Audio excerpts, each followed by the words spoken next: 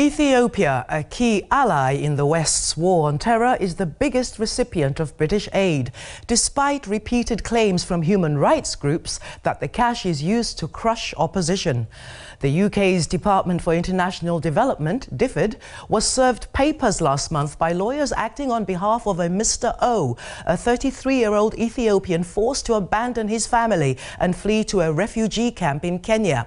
The case comes amid growing global concern over Western aid propping up corrupt and repressive regimes.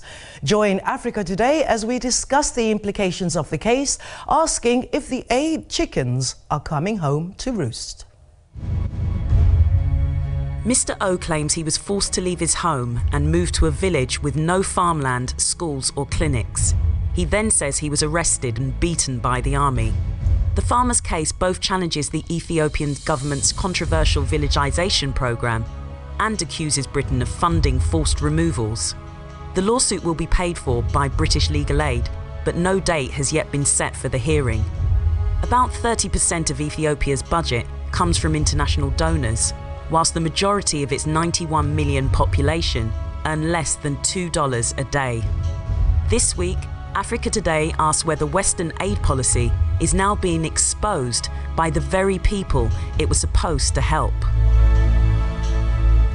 Hello and welcome to Africa Today with me, Vuiswa Ngobongwana. Mr. O's case isn't the first challenge to Ethiopia's villagisation program, but it is the first time a donor nation is being challenged over what its funds are being used for. So, could this case be a turning point in ensuring that aid isn't being abused by the differing interested parties? Joining us for this important discussion are Mr. Bekele Teklu, who's a member of the Ethiopian People's Revolutionary Party, Hafsa Kara Mustafa, a journalist and political analyst specializing in Africa and the MENA region. And on the line from the Rift Valley in Kenya is the writer Ben Rollins. He's also a former researcher on Africa for Human Rights Watch. Welcome to you all. Thank you so much for joining us. If I could start with you, Ben, there in the Rift Valley in Kenya, could you explain as briefly as you can for our viewers what the villagisation program actually is? Because from what I understand, the idea per se isn't a bad one, is it? No, I don't. Well, it depends on where you stand. But the idea from the Ethiopian government's point of view is to move people into villages where it can better supply them with access to health services, education, water, and also so that it can try and improve technically the farming processes that people are using so that the land is more productive. And this is happening in many different regions in Ethiopia. Gambela, the region where Mr. O comes from, is one of them, and it's been piloted to begin with for the last 3 years. The trouble with the program is how it's implemented, is that the Ethiopian government is let's say, tough regime. It took very little opposition. It won 99%. The party won 99% in the various elections. And when it wants to do something, it does it quite ruthlessly. And people who don't want to move, or sometimes who have protested, like Mr. O, have ended up facing some tough consequences. Okay, well, thank you for that really good brief summary there. But Bekele, if I could come to you, the criticism, which seems to be pretty consistent, is that the government, the Ethiopian government, is actually not taking into account the point of view of the people who are being moved. Yes. In the first place, the Ethiopian government is using foreign aid for the purpose of its aims and objectives, not for the sake of the people. If they want to disperse... But in an ideal situation, those two would be the same thing. Yes. That means, you know, procedurally, villagisation is no bad thing. It's good, but there should be a precondition for villagisation, a good infrastructure, people's willingness, keeping their culture, and other social and political issues to be considered. Above all, their willingness to actually move. Because if could come to you, Hafsa. Mr. O is saying he was forcibly removed, and when he resisted, he was beaten and tortured. And basically, he had to flee his own country and leave his family behind, and is now challenging the only mechanism that he feels will have an effect, which is the donor nation. Do you find a certain irony in all of this? Well, an irony certainly, but surprise, not really. I mean, the bottom line about foreign aid is it's a bit like the sort of IMF loans, which are conditional loans. Therefore, this is aid that is given on condition that certain methods or economic plans are going to be implemented that are not always best suited to the country or that are acceptable to the people. So this is a case in point. This is a case of villagization, as my friend says, perfectly acceptable in general terms, but obviously not suitable in this case, and we've seen the displacements that it has caused. Right, right. And obviously we did try and get the Ethiopian embassy to actually come into the studio, but unfortunately they were unable to, but they did send us a statement. And I'd just like to read some key points that they made. They said the first point they made is that Ethiopia's track record on spending aid effectively is well documented. Secondly, millions of Ethiopians have been lifted out of poverty. The level of poverty has dropped from 52% to 29% of the population, and by next year, 2015, will drop to 22% with ongoing improvements thereafter. The third point is tens of thousands of teachers have been trained and access to primary education has reached over 98%. Another point, both infant and maternal mortality rates have plummeted. And finally, allegations fabricated by a few individuals misrepresent the current objective reality on the ground in Ethiopia. The donor group has investigated and disproved these allegations. This is from the Embassy of Ethiopia here in London. What are your first thoughts when you hear a statement of this kind? The only point that addresses the issue of the court case is the fifth one, where he says allegations fabricated by a few individuals misrepresent the current objective reality on the ground in Ethiopia. The donor group has investigated and disproved these allegations. What do you think, Hafsa? Well, I think it is diplomatic speak, obviously, because it doesn't take into account the fact that peace has been restored to Ethiopia, which has been a contributing factor to the return of a certain prosperity, which is understandable, given that there are no more mass refugees, given that the famine has been kept under control. So all these factors obviously come into play when, you know, reading out this series of improvements that the Ethiopian economy has obviously made. I think it's a natural progression from the 80s to reach this level today. And it's not necessarily, I mean, obviously aid has played a factor in this, no doubt, but there are other factors that contribute to the improvement of Ethiopian quality of life. And also, Bekele, he says that the donor group has investigated and disproved these allegations. It does seem to point to the fact that Mr. O understands that any kind of complaint made to the Ethiopian authorities will not bear any fruit, and so he's gone straight to the source of the money. What are your thoughts? Let me just mention a couple of statements. How aid is working against the interest of the Ethiopian people. First, when this government came into power, the first thing was to dismantle the well-known Ethiopian university. In order to do that, they established a civil service college by aid money.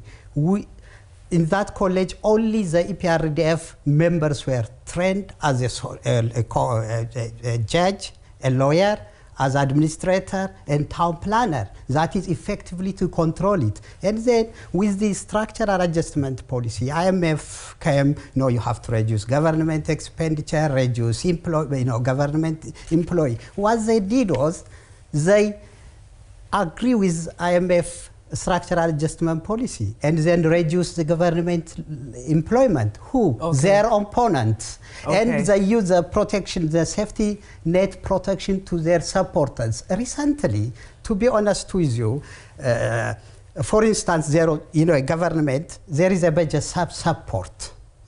With the 2005 crash, the British government want to change even the modality, rather than giving to the central government to the government at district level. But this is a cell is in your home, leave alone in a district. They are giving for the same people. So donors are strengthening the power of this government rather than, you know, helping the Ethiopian people. I mean, if I could come to you, Ben, hopefully you can hear us. You may have missed the statement from the Ethiopian embassy where basically they listed a lot of improvements, you know, to do with lifting people out of poverty, child mortality rate, access to clean water. And the final point, which I want you to hear, is they say the allegations fabricated by a few individuals misrepresent the current objective reality on the ground. The donor group has investigated and disproved these allegations. Doesn't this statement basically show that Mr. O's actions were the only thing he could do to get some redress? I think that's right. I think Mr. O was left with very few options.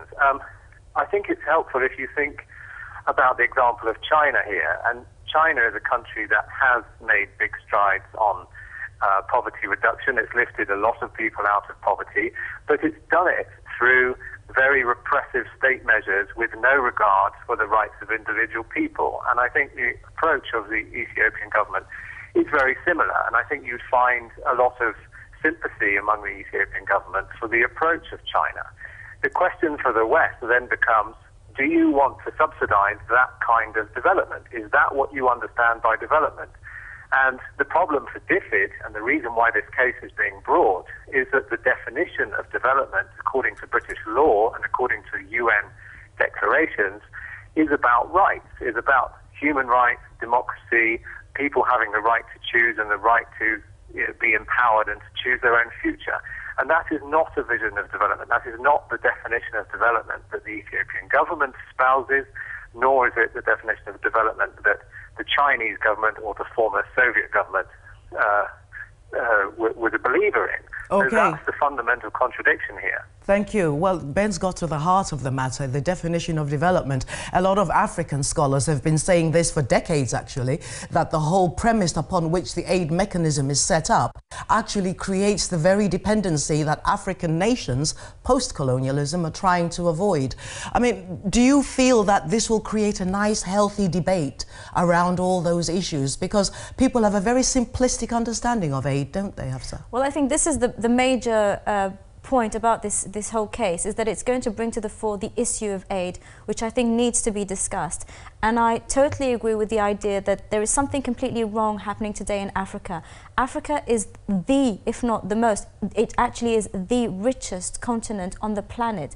And yet the majority of the population lives in poverty. This doesn't make sense. Something is wrong here. And the idea that an entire continent has to remain dependent on aid just doesn't register and makes no sense. So I think a case like this one is, first of all, it's important because of the specific issues it's highlighting, but of course it is important because it's bringing to the fore the issue of aid, which in general terms and across the continent hasn't really been that beneficial. Right, right. And it does tie in with a lot of opinion makers and authors and economists who actually feel that aid is having the exact reverse effect that we are told it has. But before we actually get to look at the further implications of this case and some possible solution-orientated answers, here's a look at what you're saying on our Facebook fan page. The first comment is coming from Idris Mian. Idris says, I think it's laudable that Britain has ring-fenced its international aid spend in spite of growing resistance by some members of the British public. However, I do think they need to look more closely at how the money is spent by some of the governments and regimes they donate to. Mr. Kebede X says, I feel sorry for Mr. O and the many thousands of people across Africa that have been forcibly removed from their homes. Land grabbing is a cancer spreading across our continent. Corrupt governments shaking hands with big international companies for vast amounts of money with no regard for their own people, the people they are supposed to represent.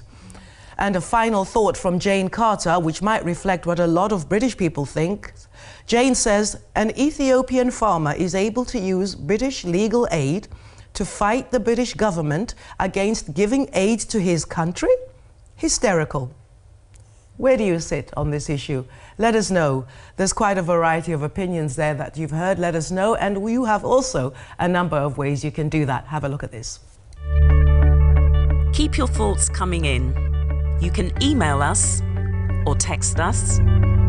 Go to our Facebook fan page. Or you can follow us on Twitter.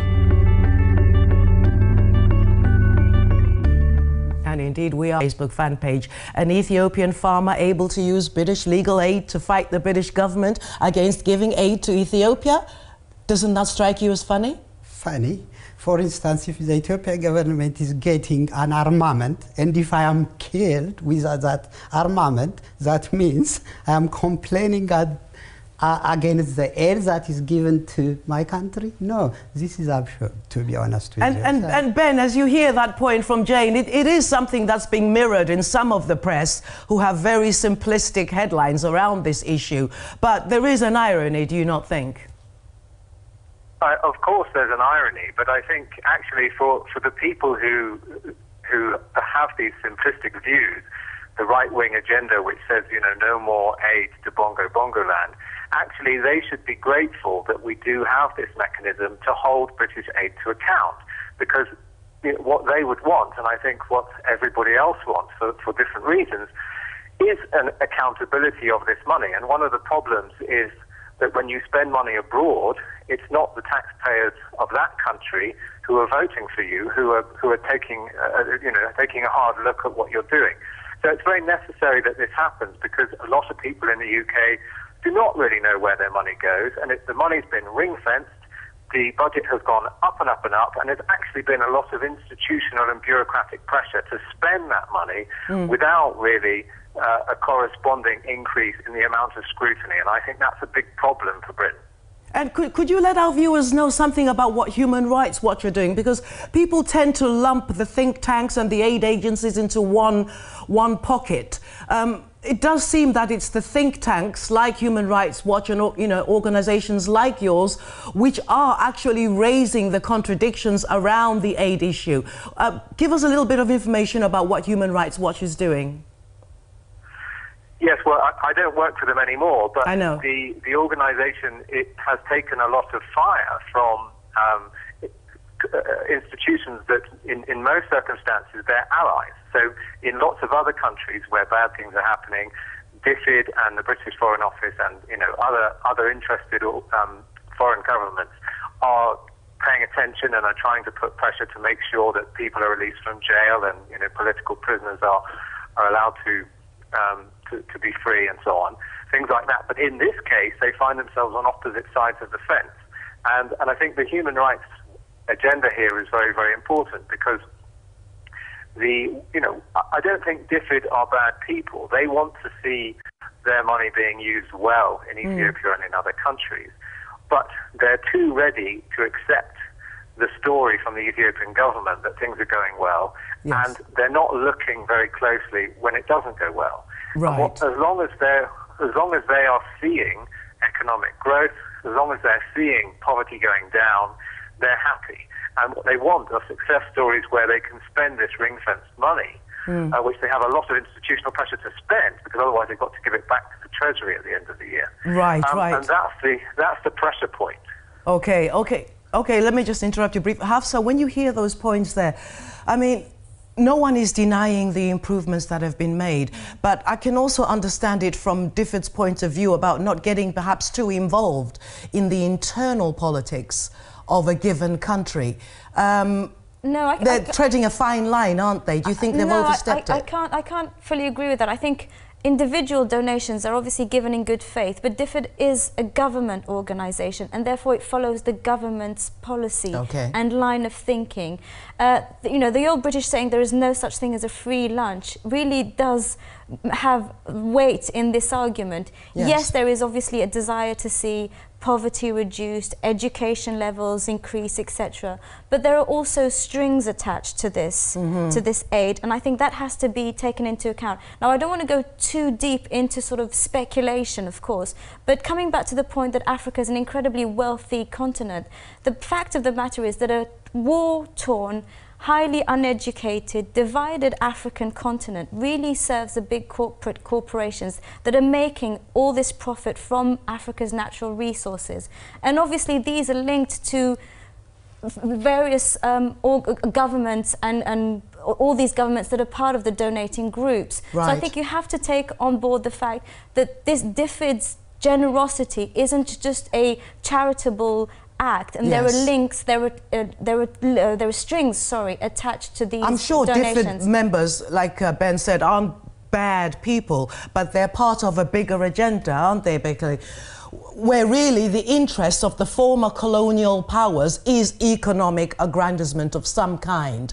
But now we also have on top of that the so-called war on terror, and that basically Ethiopia is the linchpin in creating some stability for access to resources, particularly for military resources, in fighting that war. How big a factor do you think the war on terror is in this particular case? To be honest, the war on terrorism is not that much significant as far as Ethiopia is concerned, but that is a camouflage rather. For instance, the USA Army has got an army base in Arba Minch, southern Ethiopia. At the same time, the Ethiopian government is getting financial and material benefits to crush mostly opponents of his country. Basically, to be honest with you, mostly is in Africa is the governments who are terrorizing their people rather than the opposite. But yes, but when they're given money to keep going, you can understand why the people are attacking the donors, because their governments aren't listening to them. Yes. So they're damned if they do, they're damned if they don't. Yes. You know, but I'd like to give a final word. Unfortunately, the time is again creeping up on us. Ben, as we come back to the Mr. O case, which actually got us talking about this issue, what do you think the actual chances are of this case succeeding? And if it does, what are the long-term implications? I think it has quite a good chance of succeeding, because I think the British Development Act and the human rights principles that underline British foreign policy are quite clear.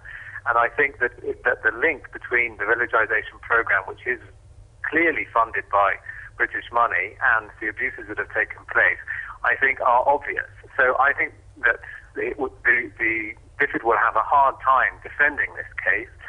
I think in the long run, what it hopefully will lead to is a much stronger application of the human rights benchmarks, which already exist, but which are by and large being ignored. And hopefully that will mean that there is a bit more of the aid benefiting people in the way that we want to see it, and less of the kind of corporate manipulation and the subsidizing of dictatorships.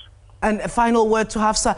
The people that get talked to the least are the Mr. O's of this world. Do you think there's an opportunity here for the aid agencies to start arguing for saying, hey, look, we have in theory the idea that talking to people on the ground is good, but we actually don't do it. Let's start consulting with Africans on the ground about how to do that. I think this is the major aspect of this case. Mr. O has actually showed us that it's all about individuals, it's all about Africans who need to be heard, and so far that hasn't been the case. Right. Well, and certainly Mr. O is being heard, and irony of ironies, in the donor nation, at the donor nation's taxpayers' expense. That's it. Time is against us. Let us know what you think about this issue and any other issue that you hope we cover on Africa Today. You can email us at the address that you now see on the screen. You can also text us, and don't forget, you can follow us on Twitter. Huge thanks to today's guests, Hafsa Kara Mustafa, Bekele Teklu and Ben Rollins. Join us next week for another edition of Africa Today. But until then, it's goodbye on behalf of the whole team. Thank you so much for watching.